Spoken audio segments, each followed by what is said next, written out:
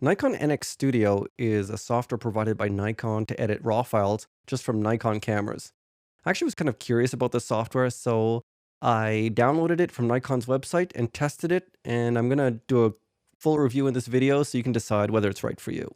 The first thing to note about Nikon NX Studio is that it can only open RAW files from Nikon cameras.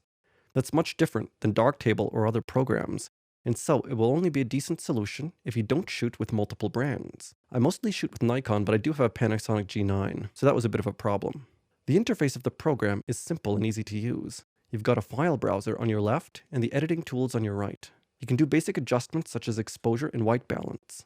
The tools specific to this program are slightly different than other programs, and they include active D-lighting and picture control, which allows you to apply the picture control settings that are also available in Nikon cameras. There's also a luminosity, chroma, and hue adjustments palette, which is nice. Being specific to Nikon, there's a fairly comprehensive lens correction tool that has options for correcting chromatic aberrations, distortion, vignetting, diffraction compensation, and even PF flaring. However, I found the chromatic aberrations correction relatively weak compared to Darktable. Interestingly, Nikon NX Studio has a video editing function. It can be used to combine clips together, but it's too basic to do anything serious with video except create those annoying slideshows that makes your family fall asleep.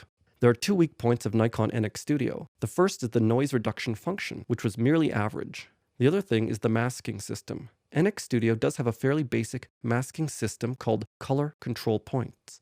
It allows you to create soft circular gradient masks, and with the masks, you can change brightness, contrast, and saturation. You cannot apply other sorts of edits like sharpness to the mask. The system is very basic than the much more advanced masking system of Darktable, and Darktable crushes it with its full parametric and drawn masks. That being said, it can be very useful for basic local adjustments such as dodging and burning. Nikon NX Studio does have two strengths.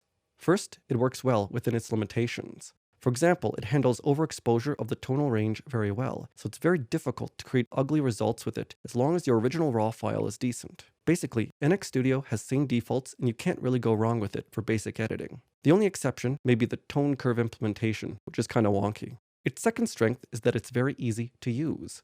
Software like Darktable or Capture One Pro are much more complex and take time to learn, whereas you can basically get started with editing in 10 minutes of playing around. So what do I think about Nikon NX Studio? I think it's a decent program, and you can use it for doing basic edits like exposure, white balance, maybe some basic tone curves, adding a few effects from the Nikon picture control. But for me, it's a little bit too basic of an editor because I do use a lot of masks, such as parametric and drawn masks in Darktable. I use masks to do things like brighten catch lights and alter backgrounds, denoising as well. For noisy pictures, I like to use masks for selective denoising. So NX Studio is a little bit too basic for my own needs as a wildlife photographer, but if you just want to do some basic stuff to your photos, I think Nikon NX Studio is an easy program to use, and it's worth a try given that it's free from Nikon. Thanks for watching, and I'll see you again next time.